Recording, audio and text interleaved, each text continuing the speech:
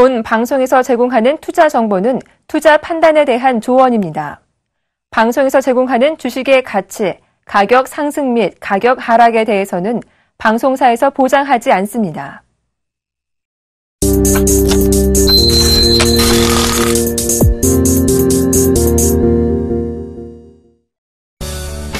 자꾸 빠지는 수익률에 주식 투자가 힘드세요? 이제 힘든 주식 투자는 그만. 차트 속 마디를 알면 누구나 가능한 쉽고 정확한 주식 투자. 마디매매 창시자 정재훈 멘토와 함께라면 당신의 수익률도 달라질 수 있습니다.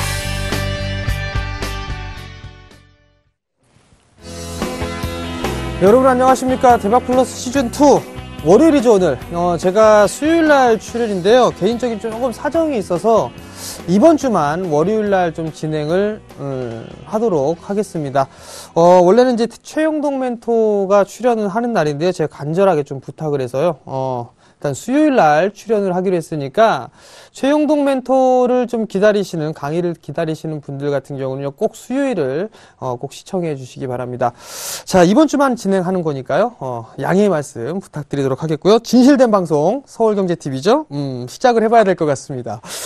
자, 오늘 시작을 좀 말씀을 드리기에 앞서서 오늘 개인 투자자분들 최근 연초 시장에서는 나름대로 수익률 게임이 좀 펼쳐지지 않을까 싶습니다. 대형 섹터보다는 중소형주들이 좀 나름대로 괜찮은 그런 모습들이 나타나고 있죠. 종목군들의 흐름들이 나름대로 개인 투자자들이 좋아할 만한 그런 종목군들, 그다음에 이 가격적인 측면으로나 아니면은 기술적인 흐름상에서도 개인 투자자분들이 좀 좋아하는 그런 종목군들이 좀 많이 올라가는 그런 모습이었습니다. 또한 테마성의 흐름도 좀 많이 나타났었죠. 이렇게 개인 투자자분들의 체감이 좋은 시장이 좀 지속됐으면 하는 바람이 좀 큰데요.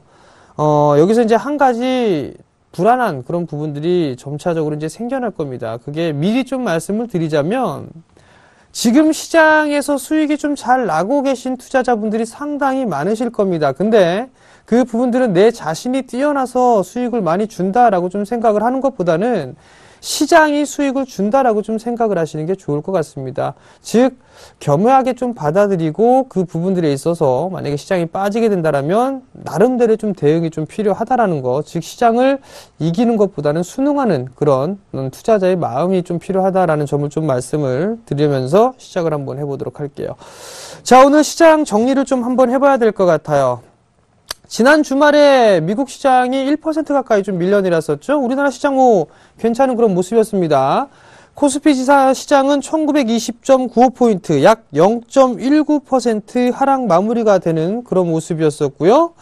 여기에서 이제 수급적인 부분들을 보게 되면 아주 신기한 모습들이 나타났어요. 개인 외국인 기관 싹 다 매도를 해주는 그런 모습들이 좀 보였고요. 여기서 그럼 누가 샀느냐를 좀 살펴봐야 될 것 같은데, 기타 법인 쪽이죠. 기타 법인 쪽하고 연기금 쪽, 요런 애들이 조금 매수를 했네요. 기타 법인 쪽하고 940억대에 좀 매수를 해줬고요. 연기금 쪽 같은 경우는 다시 400억대에 매수를 해주는 그런 모습들이 좀 나타났습니다. 수급적으로 특징적인 부분들을 보게 되면 꾸준하게 매수를 했던 부분들이 보험 쪽과 투신, 그리고 연기금 쪽, 기타 법인 쪽 이렇게 있는데, 연기금과 기타 법인 쪽에서는 계속적으로 매수를 해주고 있는 그런 모습들이지만, 투신과 보험 쪽에서는 매도를 일단 큰 금액은 아니지만 매도로 전환됐다라는 거, 그리고 외국인들 같은 경우는 이제 3거래일 만에 다시 소폭 매도 우위를 좀 기록을 했다라고 좀 보셔도 좋을 것 같습니다. 장 마감 이후에 조금 이슈적인 부분들이 하나가 있었죠. 현대그룹사들. 현대글로비스가 블록들을 좀 단행하죠. 500만 주가 넘는 그런 큰 금액을 일단 블록으로 좀 넘깁니다. 7.5%에서 약 12% 정도 하락한 가격 밴드에서 결정이 될 것 같은데, 이 부분들이 내일 시장에 과연 어떻게, 지수에 어떤 영향을 받는지를 좀 체크를 해보셔야 될 것 같고요. 대기업들의 이 지배구조, 일단 이제 승계 경영이죠. 이런 부분들이 어느 정도 이제 시작을 하는 것 같습니다. 삼성을 필두로 해서 현대차도 좀 하고, 그러면 나머지 계열사들도 준비하는 부분들이 분명히 있을 겁니다. 그 부분들 좀 체크를 해보면서 시장을 보셔야 되지 않을까라고 좀 판단이 들고요. 자, 이제 코스닥 시장으로 좀 넘어가 봅시다. 코스닥 시장을 좀 보게 된다라면, 코스닥 시장 같은 경우도 그래도 좀 괜찮은 그런 모습이었었어요. 장중에 하락을 해주는 그런 모습들을 좀 보였었는데 장 마지막 부분을 보니까 0.3% 상승한 574.76포인트로 마무리가 되는 그런 모습이었습니다. 코스닥 시장을 보게 되면 기관애들이 상당히 공격적으로 매수를 해주고 있는 그런 모습입니다. 8거래일 연속적으로 매수가 유입이 되고 있는데 금액적으로 보게 되더라도 작은 금액은 아닙니다. 결국 기관 쪽도 알고 있다라는 얘기예요. 대형 섹터보다는 중소형 시장이 좀 더 유리하다라는 부분들을 알고 있는 그런 부분들이고, 연말에서 연초로 넘어오는 그런 흐름들이 나왔을 때는 그래도 상대적으로 코스닥 시장이 좀 강했다라는 부분들을 기억을 하고 있겠죠. 그런 똑같은 모습. 즉 2014년도 초도 그랬고요. 2013년도도 그랬습니다. 올해도 마찬가지로 강한 그런 모습들이 나타나고 있는데, 이제 기관 쪽에서 어느 정도 차익 매물이 언제 나올 것인가라는 부분들을 생각을 해보셔야 될 것 같습니다. 외국인들 같은 경우는 다시 3거래일 만에 매도로 좀 전환되는 그런 모습들이 나타났죠. 199억 정도 매도를 해주는 그런 모습이었습니다. 잠깐 차트를 좀 보시면서 말씀을 좀 드려야 될 것 같아요. 먼저 거래소 시장을 좀 볼게요. 거래소 시장을 좀 보게 된다라면 지난 시간이죠. 지난 금요일 날 반등은 일단은 기본적인 반등은 다 나왔습니다라는 부분들까지 좀 말씀을 드렸을 거예요. 그리고 나서 조정을 봤는데 아직까지 이 21선에 대한 방향성은 하방을 겪고 있지만 이제 들어눕는, 완만하게 좀 진행이 되고 있는 그런 모습들이죠. 아직까지는 뭐 크게 두려운 부분들은 아닙니다. 단기이동 평균선이 5일선 같은 경우도 들어 누워 있다가 내일 정도는 이제 상승으로 좀 전환되는 그런 모습들이 보일 것이고, 60일선도 지금 들어 누워 있는 그런 모습들이에요. 아직까지 뭐 시장은 조금 더 반등권역으로 좀 나와줄 수도 있는 그런 가능성이 있다라는 점을 좀 보셔야 될 것 같고요. 결과론적으로만 말씀을 드리면 아직까지 거래소는 빡습니다. 시장은 아직까지는 크게는 당분간은 좀 못 올라간다라고 좀 보셔도 좋지 않을까라고 좀 생각을 하고요. 반대로 이제 코스닥 시장 좀 봅시다. 코스닥을 보게 되면 자, 작년에 583.66포인트까지 상승을 했습니다. 신고가였었죠? 신고가를 내고 난 이후에 밀려 내려오는 그런 급격하게 좀 빠졌어요. 근데 거의 다 올라왔어요. 이 자리 때까지. 거의 다 올라왔다라는 얘기는 어느 정도의 차익 매물이 좀 나와줄 수도 있다라는 부분들을 염두를 좀 해두셔야 될 것 같습니다. 그렇다는 얘기는 많이 올랐기 때문에 차익 매물이 나오게 된다라면 무리하게 따라 들어가는 그런 부분들은 아니다라는 얘기예요. 왜냐하면 코스닥 같은 경우는 대체적으로 고점을 형성해주고 난 이후에 단기적으로 장대 음봉들이 좀 많이 나왔어요. 고점들을 보시게 되면 장대 음봉이 나왔었고, 이쪽도 마찬가지로 장대 음봉으로 밀려 내려왔죠. 이 부분들도 마찬가지고요. 대체적으로 고점권역에서 나왔을 때는 장대 음봉이 좀 많이 나왔었기 때문에 변동성이 좀 커진다라는 얘기겠죠. 또 하나는 거래소 시장하고는 좀 다르게 중소형주들은 변동성이 좀 상당히 큽니다. 뭐 10%대 갑자기 막 상승을 하다가도 종가상으로는 마이너스로 좀 마무리가 되는 그런 부분들이 있죠. 그렇기 때문에 무리해서 추격 매수라는 그런 부분들은 옳지가 않다라는 점, 그 부분들을 좀 말씀을 드려보도록 하겠고요. 그렇지만 여전히 거래소 시장보다는 코스닥 시장 쪽이 조금 더 유리한 그런 모습들이다라고 좀 말씀을 드려보도록 할게요. 우선적으로 월요일날 최영동 멘토 강의하는 거 보니까 기술적 분석 위주로 상당히 좀 많이 하시더라고요. 그래서 저도 기술적으로 좀 많이 얘기를 할까 하는데, 일단은 뭐 본격적으로 하기 전부터 일단 시황적인 얘기부터 약간 하고 넘어가도록 하겠는데요.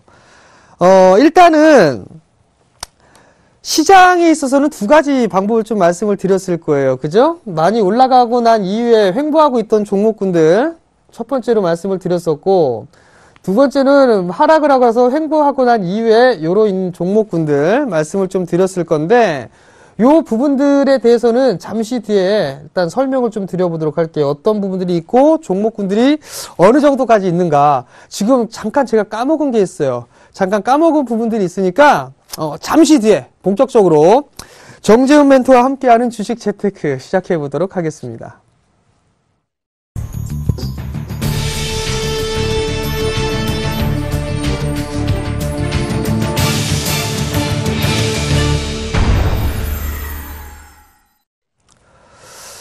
네, 월요일날 시작하다 보니까 뭐 최악의 방송이 되고 있는 것 같습니다. 다시 화면으로 좀 넘어가서 말씀을 좀 드려보도록 할게요. 다시 그릴게요.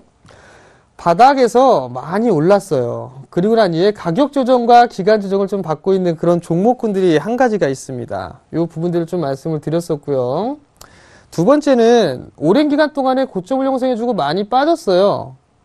많이 빠지고 난 이후에 이제 상승 시도가 나올 수 있는 부분들 두 가지를 아마 작년 말부터 좀 말씀을 드리기 시작했던 것 같습니다. 연말 연초의 특징이에요. 대체적으로 중소형 섹터들의 그런 종목군들이 좀 많이 나타나고 있었죠. 근데 이 이번 구간에서 나올 수 있는 그런 부분들은 거래량이에요. 거래량이 증가가 되는 그런 모습들이 나타나줘야지만 상대적으로 진행이 된다라고 좀 그래 진행이 된다. 거래량이 증가가 돼야지만 추가적으로 상승 시도가 좀 나올 수 있다라는 부분들을 말씀을 좀 많이 드렸을 거예요. 결국에는 무슨 얘기냐면 패턴들이 있습니다. 연말 연초에는. 그리고 이러한 종목군들도 마치 나타나고 있죠. 대체적으로 보게 되면 이런 쪽 섹터 같은 경우는 IT 부품주들이 상당히 좀 많이 있었어요. 많이 있었고, 그리고 또 하나는 이러한 1번 쪽에 들어가 있는 부분들이 대표적으로 뭐 종목을 보게 된다라면 다음 같은 종목군들이 진행이 되고 있을 거고, 원익 IPS 같은 종목군들이 있을 거예요. 테마로 보게 된다라면 핀테크 관련주, KG 이니시스, 모빌리언스, 한국 사이버 결제 이런 종목군들이 있을 거고, 사물인터넷 관련주, S넷이나 코콤 이런 종목군들도 아마 1번 구간에 좀 포함이 될 겁니다. 결국에는 이러한 종목군들을 잡아 나가야 되는 그런 방법이 필요할 거란 말이에요. 지금 사물인터넷 관련주들 많이 올랐어요. 지금 자리대에서 따라 들어가는 얘기는 못합니다. 그죠? 이격이 너무 많이 벌어졌으니까. 두 번째는 바닥권역에서 올라가고 있는 종목군들, 바닥에서 50% 이상 상승한 종목군들이 상당히 많습니다. 지금 자리대에서 따라 들어가라는 얘기는 못합니다. 그죠? 그럼 결국에는 중간에 있는 거 사시면 돼요. 정배열 초입에 있는 거. 이격이 다 모아지고 시세가 분출하기 직전인 정배열 초입 종목군들을 보면 됩니다라는 부분들까지 좀 말씀을 드렸을 거예요. 그럼 결국 요 세 가지 부분들을 좀 보시면 됩니다. 근데 가장 빠르게 움직일 수 있는 부분들은 이거예요. 두 번째 말씀드렸던 거. 왜냐면 거래량. 모든 차트는 다 똑같습니다. 위에서 기간 조정, 가격 조정을 받고 움직임이 나왔을 때에도 바닥에서 횡보를 해주다가 거래량이 터지면서 움직였을 때에도 또 정배열 초입 구간에서 상승을 해주는 그런 모습들이 나타날 때에도 공통적인 거는 이 거래량이 얼마만큼 늘어나느냐에 따라서 바닥에 진바닥이 나왔느냐 아니면 좀 더 확인을 해봐야 되느냐 그 부분들이 필요할 것이다 라고 좀 생각을 하시면 좋을 것 같습니다. 자, 그러면 여기에서 잠깐 지난주에 좀 언급을 해드렸던 종목군들을 좀 말씀을 드려봐야 될 것 같은데요. 첫 번째 종목을 보게 되면 저희 서울경제에서 갖고 있습니다 라고 했던 종목군들이 있을 거예요. KG 모빌리언스 같은 종목군을 좀 말씀을 드렸죠. 이게 첫 번째 유형이다 라고 좀 보시면 좋을 것 같아요. 많이 올라가고 난 이후에 가격 조정과 기간 조정을 받고 난 이후에 그래서 다시 이제 상승을 해주는 그런 모습들이 나타날 수가 있다라는 부분들이죠. 최근 들어서는 오히려 더 상승을 해주는 그런 모습들이 좀 나타나고 있다라는 거. 결국에는 이러한 종목군들의 흐름들이 나중에는 좀 더 상승을 할 수가 있다라고 좀 보셔도 좋을 겁니다. 또 하나는 이슈적인 부분들이 나타나고 있죠. 이슈적인 부분들이 나타나고 있다라는 게 두 번째 부분이에요. 우선 기술적인 흐름들 나오고 이슈적인 부분들을 보고 난 다음에는 뭐 봐야 된다 그랬죠? 실적 봐야 된다 그랬잖아요. 그죠? 실적 어때요? 실적을 보시게 되면 이 실적과 매출과 실적이 꾸준하게 증가가 된단 말이에요. 이런 종목군들은 여전히 관심 있게 보셔야 된단 말이에요. 여전히. 올해 시장에서도 계속적으로 좀 봐야 된다는 얘기죠. 그렇기 때문에 박모 씨도 아마 이 종목을 사가지고 갖고 있는 걸로 알고 있습니다. 중장기 투자를 하고 있죠. 중장기 투자. 결국엔 단기 매매가 아니라 중장기 투자를 해야지만 수익이 날 수가 있다라는 거. 그리고 다른 종목군들도 아마 말씀을 드렸을 거예요. 두 번째 종목 같은 경우는 바닥권역에서 탈피를 하고서 올라가는 종목이 아니라 첫 번째 유형과 비슷한 부분들인데요. 키이스트예요. 뭐 이거 초장기 투자 꼭지에 물려갖고 초장기 투자할 수도 있습니다. 뭐 어느 누구는 4,500원에 사갖고서 초장기 투자를 하시는 분이 있죠.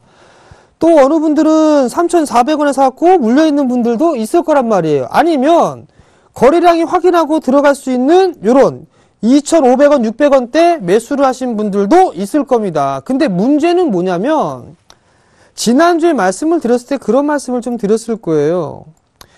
기술적인 부분들을 놓고 봤을 때는 이 키스트라는 종목은 죽은 주식은 아닙니다라는 부분들을 말씀을 드렸을 거예요. 왜냐하면 차트는요, 한 차례 상승을 하고 난 이후에 저점을 나오게 된다라면 그 저점을 깨는 흐름들이 나오면 안 됩니다. 그렇다고 해서 여기 저점이냐, 여기 저점이냐, 여기가 아니라 여기예요, 여기. 요 저점이 깨지는가 깨지지 않는가를 체크를 해보시면 됩니다. 그리고 난 이후에 요렇게까지 말씀을 드렸을 거예요. 여기까지. 그죠? 요날 제가 아마 방송을 했을 거예요. 차트 이동평균선에 대한 방향성은 아직까지 우하향을 하고 있지만 저점 지지가 되고 있는 그런 모습들이 보이고 또 한 가지가 있다라는 말씀을 드렸어요. 바로 뭐였었죠? 실적이었단 말이에요. 실적. 이 친구는 턴어라운드가 됐음에도 불구하고 시세의 흐름들을 받지를 못했습니다. 그렇기 때문에 거래량, 즉 4분기에 대한 실적이 좋아지고 그 다음에 실적이 좋아지는 모습들과 거래량이 증가되는 모습들이 나오게 된다면 충분히 상승을 해줄 그럴 가능성이 있습니다. 라고 좀 말씀을 드렸을 거예요. 이러한 종목군들이 바로 1번 유형에 해당한다라고 좀 보셔도 좋을 것 같습니다. 뿐만 아니라 이제 YG엔터 같은 경우도 있었죠. 뭐 평균 단가 따져갖고 얘기했던 종목군들 YG엔터 잠깐 한번 보고 넘어갈게요. YG엔터 같은 경우도 마찬가지죠. 정배열권역 초입권역에서 말씀을 드렸던 종목이란 말이에요. 그죠? 오랜 기간 동안에 횡보를 해주고 난 이후에 박스권역으로 좀 진행이 되고 있는 그런 모습이죠. 근데 여기서 좀 확대를 해서 보게 된다면 방향성이 좀 나왔단 말이에요. 수급적인 부분들을 보면서 눌림 조정 시에는 매수해도 좋다라는 말씀을 좀 드렸었고요. 결국엔 상승 N자형으로 움직임이 나올 수가 있다라는 얘기겠죠. 그러면 5만원대 초반권역까지는 상승할 수가 있다라는 얘기예요. 결국엔 정배열 초입 구간에 있고 실적이 나올 수 있고 이슈가 될 수 있는 그런 종목군들을 보게 된다면 충분히 수익을 낼 수가 있다라는 거, 바로 1번 유형에 해당한다라고 좀 보셔도 좋을 것 같고요. 뭐 그 다음에 인터플렉스나 뭐 이런 종목군들 같은 경우 오랜 기간 동안에 가격 조정을 받고 기간 조정을 받고 난 이후에 거래량이 증가됐죠.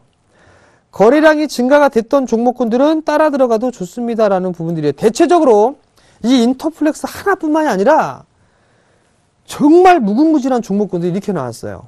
이렇게 나왔는데 과연 개인 투자자분들이 얼마만큼 먹었을 것인가 라는 생각을 한번 해볼 필요성이 있을 것 같거든요. 아마 바닥권역에서 움직임이 나왔을 때 이게 80% 가까이 상승을 했네요. 과연 20% 이상 수익을 내신 분들이 얼마나 있을까라는 생각을 합니다. 왜냐하면 물론 먹을 수 있어요. 수익을 낼 수가 있는데 과거에 이 주식이 너무 오랜 시간 동안에 실적이 안 좋았었고 안 좋다라는 얘기를 너무 많이 했었고 시장 상황조차 불안불안하기 때문에 이러한 요소들 때문에 좀 빠질 듯 하게 되면 그냥 다 차익을 해버리고 맙니다. 결국 그렇기 때문에 큰 시세를 먹지를 못하는 경우들이 상당히 좀 많이 있어요. 결국엔 차트 이런 부분들은 패턴이나 유형들을 좀 체크를 하거나 수급을 이용하는 그 부분들을 활용하시면 돼요. 여기 외적인 부분들이 어떤 펀더멘탈이 있고 또는 어떠한 성장성을 가지고 있고 실적이 얼마만큼 좋은 게 있으며 그 다음에 어떠한 모멘텀을 가지고 있는가 이런 것들 또 실적은 얼마만큼 나오는가 이런 부분들을 체크를 해서 보게 된다면 나름대로 2015년 시장에는 좋은 흐름들이 좀 나올 수 있다라는 거를 말씀을 좀 드려보도록 할게요.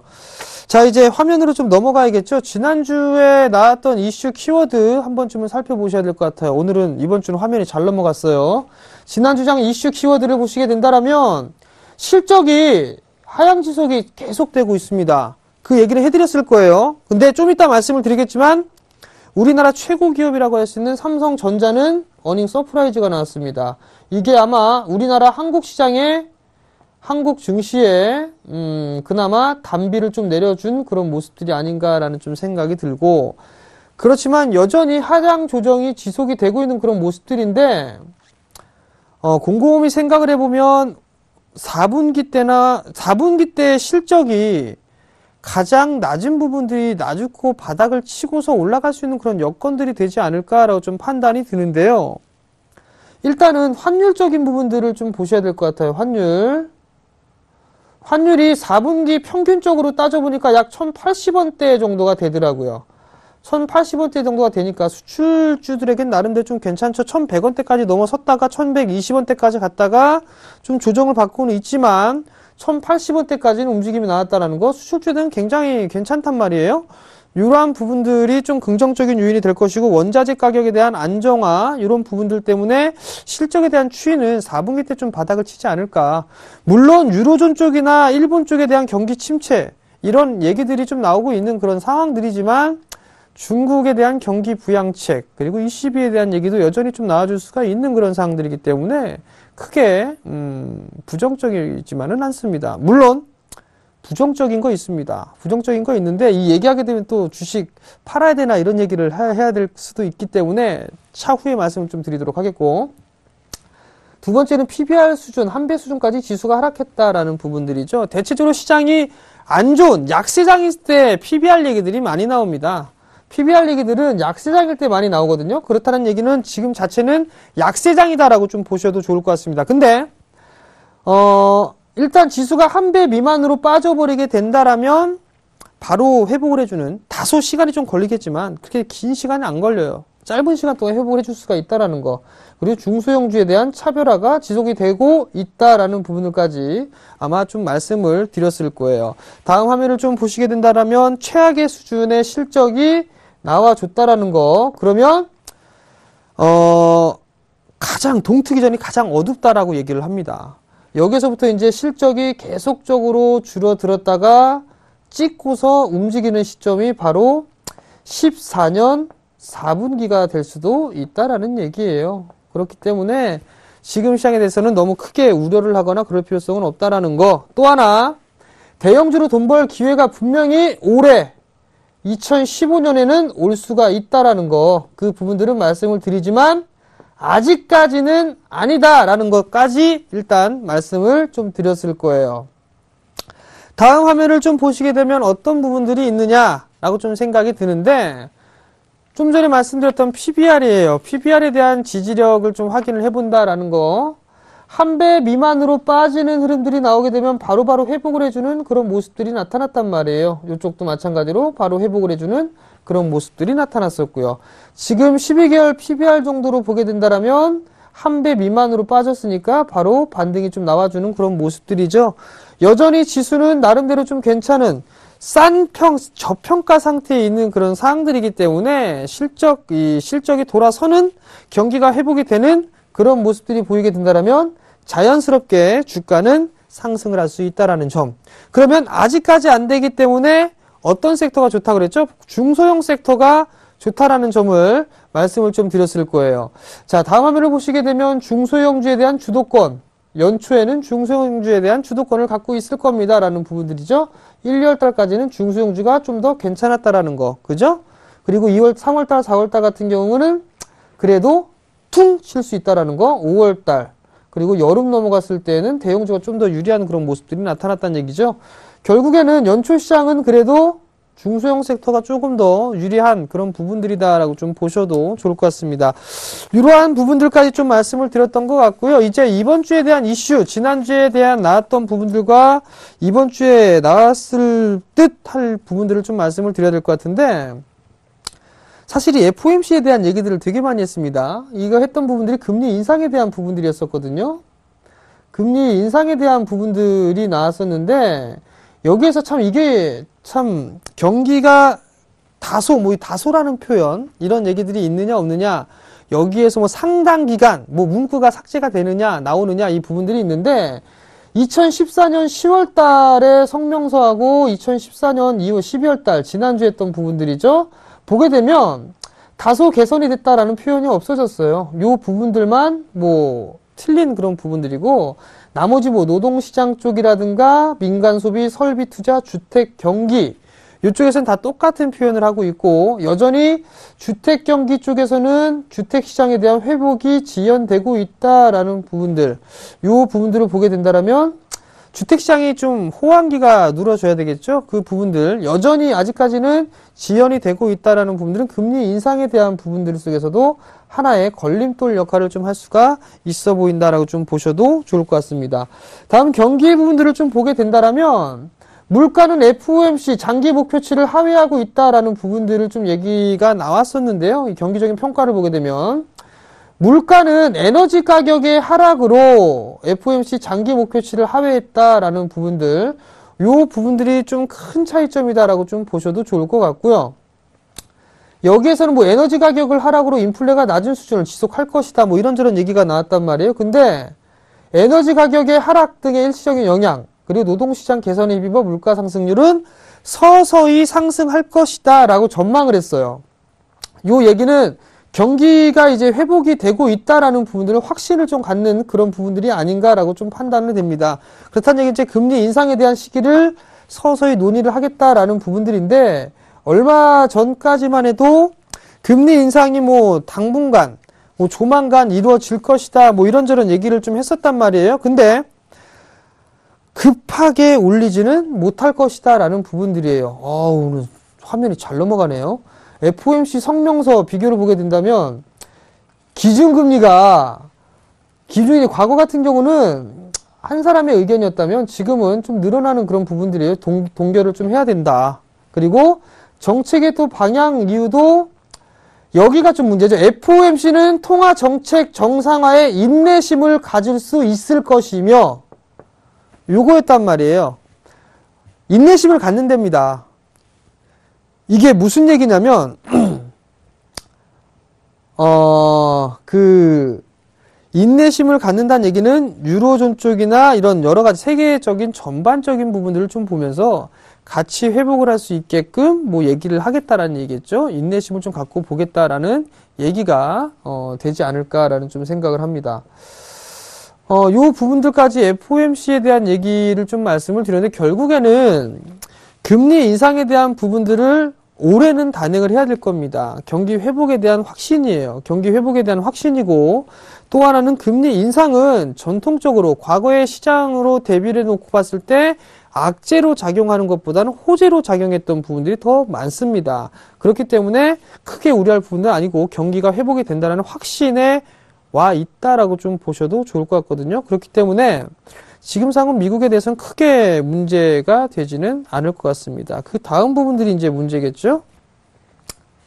그렉시트, 그리스가 나간다라는 부분들, 합성어예요. 합성어.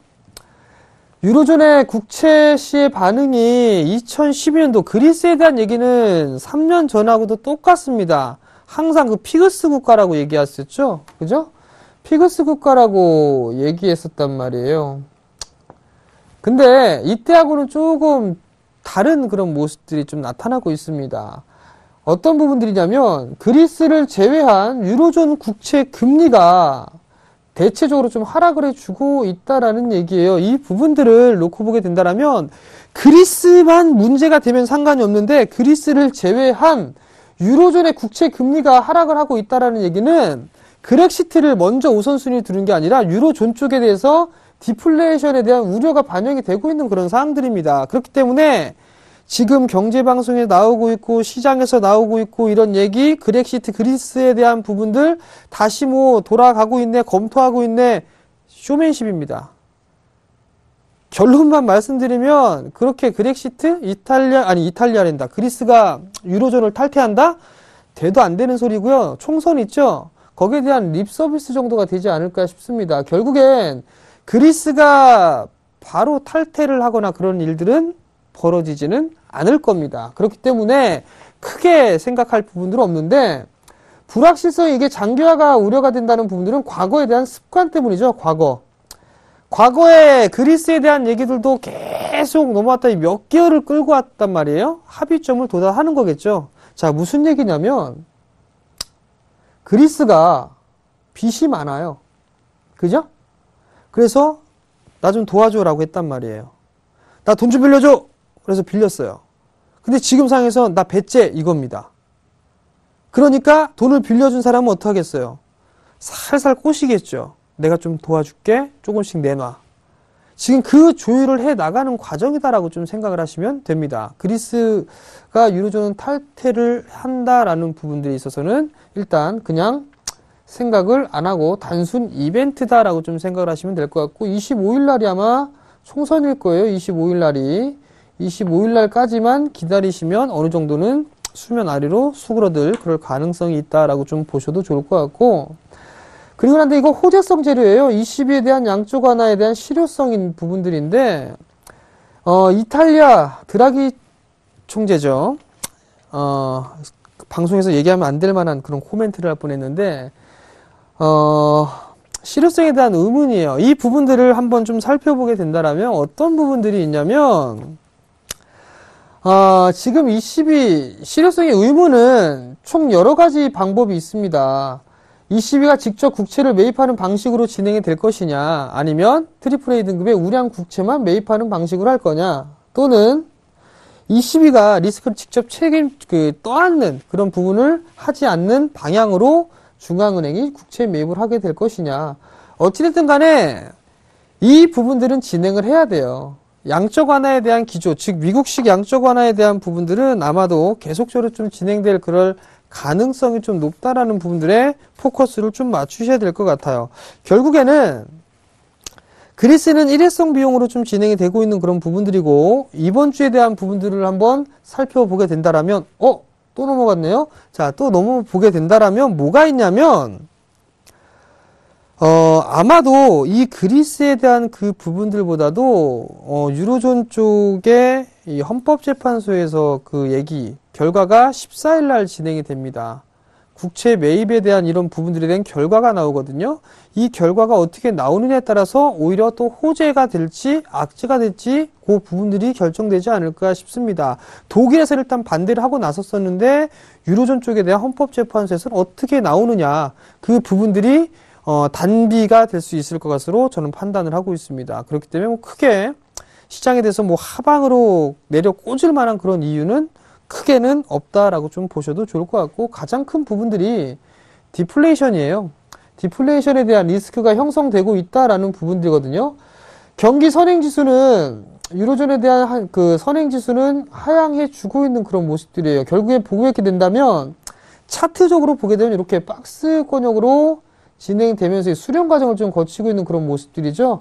여기서 이제 지지를 받고 이렇게 돌아서주는 그런 모습들이 좀 보여준다라면 크게 우려는 되지는 않을 건데, 선행지수가 고점을 찍고서 하향해주는 그런 모습들이 나오고 있으니까 문제가, 우려감이 좀 커지는 그런 모습들이고, 또 하나는 소비자 물가는 계속적으로 떨어지고 있는데 반해서 실업률도 주춤해주고 있다라는 얘기예요. 아직까지 실업률은 떨어지는 그런 모습들이 나오게 된다면 상관이 없는데, 실업률까지도 정체가 되고 있다가 더 늘어나는 그런 모습들이 나오지 않을까. 그 부분들이 조금 크다라는 거예요. 결국에는 유로존 전반적인 부분들이에요. 전반적인 부분들이기 때문에 이 부분들이 뭐 쉽게 얘기가 되거나 이런 부분들보다도 어떻게 진행이 될 것인가, 이 부분들 좀 체크를 해야 되고, 그리고 또 하나는 그리스가 왜 이 부분들을 지금 재고 막 얘기를 하느냐. 그 부분들은 2015년도 상환을 해야 된 자금이 상당히 큽니다. 상당히 크게 상환을 해야 돼요. 근데 이걸 못 내니까 지금 그리스에서 배째라라고 얘기를 하는 거예요. 그 배째라는 얘기가 그리스 유로존에 대한 탈퇴 부분들이죠. 아마 탈퇴하는 순간 그리스는 상상에 맡기겠지만 상당히 안 좋아질 겁니다. 그리스 같은 경우는. 그 그리스를 쓰던 화폐가 지금 갑자기 생각이 안 나는데 아마 폭등할 겁니다. 그렇게 되면서 그리스 경제가 아마 상당히 안 좋아질 거예요. 결국은 만기 금액이 엄청나게 남아있는 상환을 해야 되는데, 더 웃긴 거는 다음 화면을 보시게 되면 상반기 중에 만기에 집중되어 있는 부분들이 엄청나게 많다는 겁니다. 모니터 좋은데요? 자, 1월달부터 상반기까지 지금 내야 되는 부분들이 엄청나게 좀 많이 있습니다. 요 부분들 때문에 지금 그리스가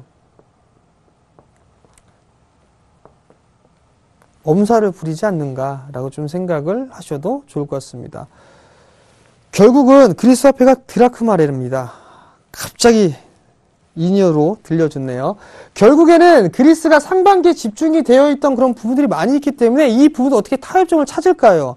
갚아버리기엔 조금 너무 부담스럽고 안 하자니 이거 좀 문제가 될 것 같고 타협점을 찾자라는 얘기입니다. 결국은 결론은요, 이거 타협점 찾을 겁니다. 그러니까 크게 우려를 안 하셔도 되고 그리스를 탈퇴할 것이다, 뭐 이런 생각도 하실 필요는 없다라는 거, 여기까지 좀 생각을 하시면 돼요. 그러면 미국 쪽 같은 경우는 FOMC에 대한 부분들 어느 정도 뭐 괜찮은 부분들이고 상당 기간이 없어졌지만 신중하게 인내심을 가지고라는 표현이 또 나왔으니까 요거 이제 또 어떻게 변화가 될 것이냐, 요거 이제 갖다가 이제 얘기를 꼬리를 물게 되는 그런 상황이 될 것이고, 그리스 같은 경우는 상환해야 될 그런 부분이 상반기, 올해 상반기에 좀 집중이 돼 있기 때문에 나 좀 어떻게 달래줘라는 그런 뉘앙스, 그런 그러니까 행동이다라고 좀 보셔도 좋을 것 같고요. 거기에 대해서는 크게 움직이는 그런 부분들은 신경을 안 써도 된다라는 부분들, 오히려 유로존 자체의 디플레이션에 대한 부분들, 요 부분들을 좀 생각을 하셔야 될 것 같아요.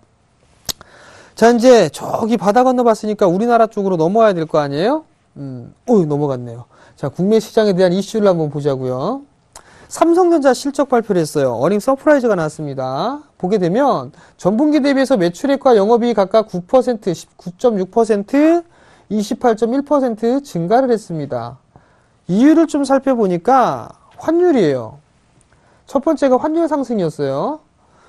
수출 주도형 국가입니다. 워낙 약세는 우리나라 시장에는 좋습니다. 좋습니다가 아니죠. 좋습니다. 호재성으로 좀 볼 수가 있겠죠. 그렇기 때문에 실적에 대한 증가 부분이 나타났다라는 거. 두 번째는 메모리 반도체 부분들이 호조가 좀 지속이 되고 있고 시스템 부분들 쪽도 개선이 되고 있다라고 보여지는데, 이쪽 이 메모리 반도체 쪽 같은 경우는 올해도 좋아 보여요. 그리고 이 시스템 반도체 쪽 부분들도 좋다라고 좀 예측들을 하고 있습니다. 오히려 턴어라운드가 된다라는 예측을 좀 하고 있는 그런 상황들이기 때문에 올해에 대한 전망도 좋아 보입니다. 그리고 LCD 업황이 호황이죠. CES 가전박람회 보게 되면 새로운 기술들, TV들 같은 경우는 상당히 새로운 기술을 좀 선보이는 그런 TV들이 대거 선보였습니다. 결국 LCD 업황에 대한 호황 부분들이 맞물렸어요, 같이. 그러면서 삼성전자에 대한 실적 부분들이 안 좋았던 부분들이 다시 바닥을 치고 회복을 해주는 그런 모습들이 나타나고 있다라는 거. 마지막으로 노트4를 중심으로 해서 프리미엄 폰에 대한 판매가 일정 부분 증가가 됐다라는 얘기예요. 이 지금 스튜디오 안에는 갤럭시 노트4를 쓰시는 분들이 단 한 분도 없습니다. 전문가들 중에서도 갤럭시 노트4를 쓰는 사람들이 한 사람도 없네요. 근데 엣지를 쓰는 사람이 있어요. 엣지. 딱 한 사람 봤습니다. 딱 한 사람. 근데 프리미엄 폰의 판매가 증가가 되었을까? 글쎄요. 저는 사실 물음표입니다. 새로운 제품이 나오게 되면 가장 이 조직사회에서 가장 먼저 눈에 띄거든요. 아이폰이 새로 나왔을 때 바뀌었던 부분들은 있습니다. 근데 아이폰이 그다지 썩 좋지는 않더라고요. 결제도 안 되고.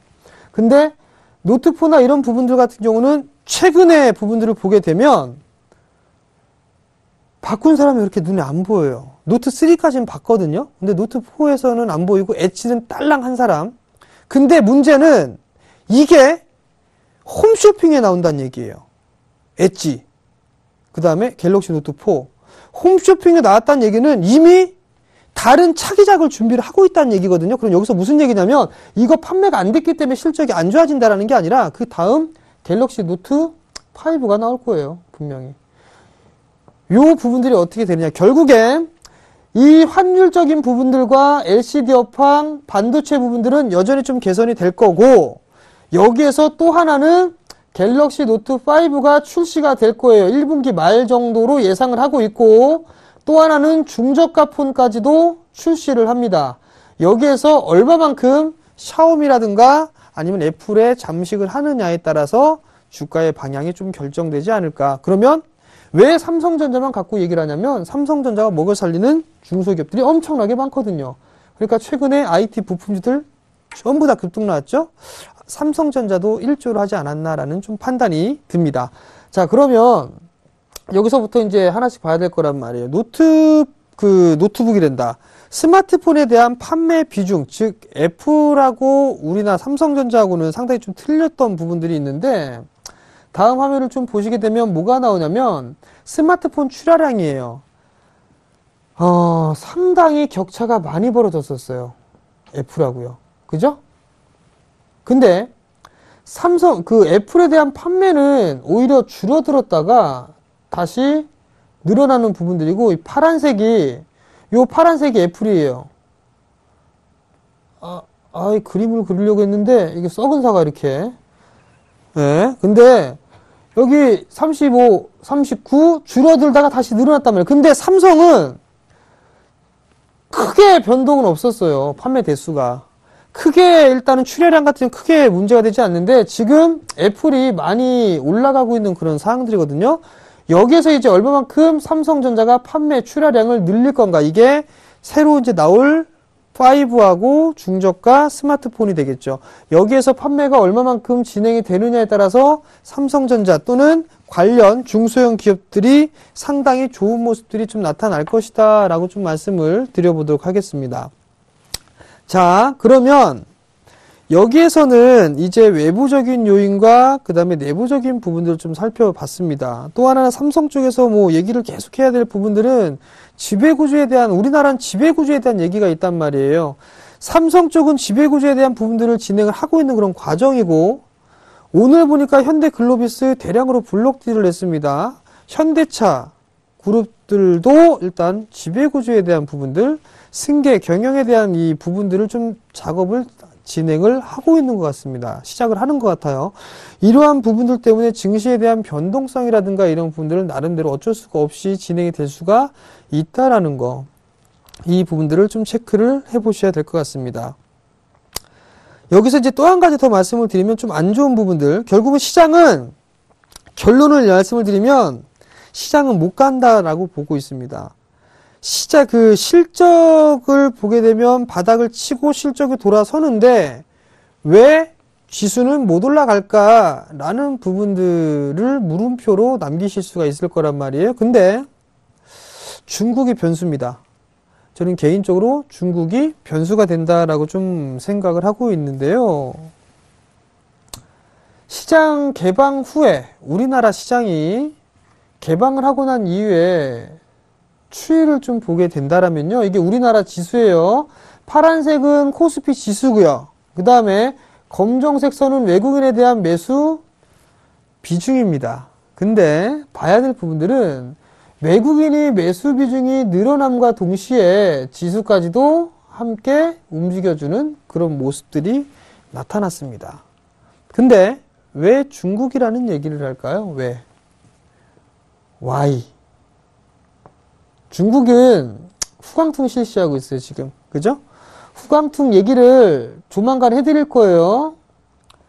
해드릴 부분들인데, 대만, 홍콩, 중화권의 이 두 나라가 진행을 하고 있습니다. 유럽 쪽에서 두 나라가 진행을 하고 있어요. 영국하고 어디라고 했던데 제가 지금 까먹었거든요. 그 다음에 유일하게 한국을 중국 시장에 거래할 수 있게끔 풀어줬습니다. 상당히 커요. 근데 지금 우리나라 지수만 보셔서 그렇지 중국 관련된 주식을 보게 되면 정말로 그 예전 90년대, 2000년대 초반에 종목군들 움직였을 때처럼 그러한 종목군들처럼 중국 시장 종목군들이 엄청나게 상승을 하고 있습니다. 그 얘기가 무슨 얘기냐면 외국인 자금이 중국 쪽으로 이동을 할 수가 있을 것 같습니다. 중국 쪽으로 이동을 하게 된다라면 우리나라 시장에서는 그 매물에 대한 압박을 좀 받을 수가 있을 것 같아요. 두 번째는 MSCI 이머징 인덱스에 우리나라가 편입이 되면서 지수가 상승했다라는 말씀을 드렸을 거예요. 6월 달에 상해 A 지수가 만약에 MSCI 지수 인덱스에 편입이 된다라면 우리나라에서 자금 유출은 어느 정도 나올 겁니다. 그렇게 되면 우리나라 시장은 여전히 박스로 갇혀 있는 그런 시장이 될 수밖에는 없습니다. 그렇다는 얘기는 인덱스적인 종목 선정은 힘들다라는 얘기예요. 결국엔 펀더멘털, 이슈, 모멘텀이 가지고 있는 종목군들로 압축을 해야 된다는 얘기고 중소형주들을 위주로 보셔야 된다는 얘기예요. 아직까지 이들 종목군들을 보셔야 된다는 얘기예요. 연초 시장에서는 2월달과 3월달 시장에서는 ELS에 대한 부분들이 있고 6월달 정도 되면 중국의 상해 A지수도 MSCI 인덱스에 들어가게 된다라면 신흥국 인덱스에 들어가게 된다라면 자금 유출이라는 부분들을 생각을 해볼 수가 있습니다. 결국 외부적인 요인과 내부적인 요인의 변동이 상당히 좀 많이 있습니다. 그 부분들 때문에 일단은 조금 체크를 좀 해봐야 되지 않을까 요 생각을 하고 이건 조금 여유있게 좀 봤던 부분들입니다. 자, 그러면 이번 주에 시장 대응 전략이에요. 자, 중소형 섹터에서 대형 섹터의 확산을 좀 체크를 해보셔야 돼요. 이게 무슨 얘기냐면 쉽게 생각을 하세요. 이거는 대형 섹터들, 중소형에서 대형으로 움직일 수 있다는 얘기가 뭐냐면 역배열에서 치고 올라가는 종목군들이 형성이 됐었습니다. 거래량 증가되면서. 근데 대형주, 그러니까 시가총액이 크지 않더라도 뭐 두산그룹주 중에 뭐 좀 작은 것들 그런 종목군들이 역배열 종목군들에서 거래량이 튀겨지는 그런 종목군들이 생기는지 여부 요거를 체크를 해보셔야 될 것 같고요. 두 번째는요. 어닝 시즌이 돌입했습니다. 수급 개선이 되는 종목군들을 관심을 가지세요. 여기에서는 기관 중에서도 투신 얘네들이 탄력이 좀 좋은 그런 상황들이기 때문에 투신에서 매수를 해주는 종목군들 위주로 보시면 괜찮을 것 같아요. 세 번째는요. 기술적 분석과 함께 기업에 대한 전망을 확인을 하세요. 올해 2015년도 사업에 대한 전망 부분들 요 부분들을 체크를 하시면 되고 기술적 분석으로는 단기적으로 볼 거냐 부분들은 21선 요기에 대한 방향성을 체크를 하고 거래량 증가 여부를 체크를 하고요. 마지막으로 대체 투자처를 확보한다. 요거는 후광퉁입니다. 제가 조만간 후광퉁 강의를 시작을 할 거예요. 강의를 시작하게 되면 요 후광퉁에 대해서 자세히 좀 말씀을 드릴 겁니다. 그러니까 대체 투자처를 확보해야 된다라는 거. 개인 투자자분들 아마 대체 투자처 후광퉁이죠. 준비를 하셔야 될 것 같습니다. 미리 좀 말씀을 드리지만 준비를 좀 하셔야 될 거라는 거. 이 부분들을 꼭 기억을 하시고요. 준비하시기 바랍니다. 자, 오늘 월요일날 강의는 좀 처음 해봤는데 일단 요 정도까지 좀 말씀을 좀 드렸고요. 그리고 이제 제가 매주 공부방을 좀 다시 시작을 합니다. 월요일부터 목요일까지 저녁 9시에 공부방을 진행을 합니다. 심야까지는 아니에요. 저녁 9시니까. 월요일부터 9시까지 공부해서 수익 내자죠. 네. 서울경제죠. 샘플러스로 접속을 해서 전문가 방송을 클릭을 하시면 제 사진이 이렇게 딱 있고 파란색으로 무료라고 깜빡깜빡거립니다. 클릭해서 들어오시면 종목에 대한 선정이라든가 아니면은 시장에 대해서 투자하는 방법, 종목 설명하는, 선정하는 방법, 이런저런 얘기들 좀 많이 해드리니까, 많이들 참여해 주시고요, 9시에. 그리고 거기 맨날 말로만 떠드는 박 PD도 거기에 공부를 하러 들어온다라고 얘기를 합니다. 그러니까 그런 부분들을 일단 많이 좀 생각을 하시고요. 약속을 지키는 서울경제죠. 예, 약속을 지키니까 열심히 공부해서 2015년도 올해는 수익을 많이 낼 수 있는 투자자가 되셨으면 좋겠습니다. 어디를 통해서? 서울경제TV를 통해서 자산 증식의 기틀을 마련하시기 바랍니다. 자, 오늘 저는 여기서 물러나도록 하겠고요. 다음 주에는 다시 원래대로 수요일 날 들어옵니다. 그러니까 다음 주 수요일 날 다시 찾아뵙도록 하겠습니다. 시청해 주셔서 감사합니다.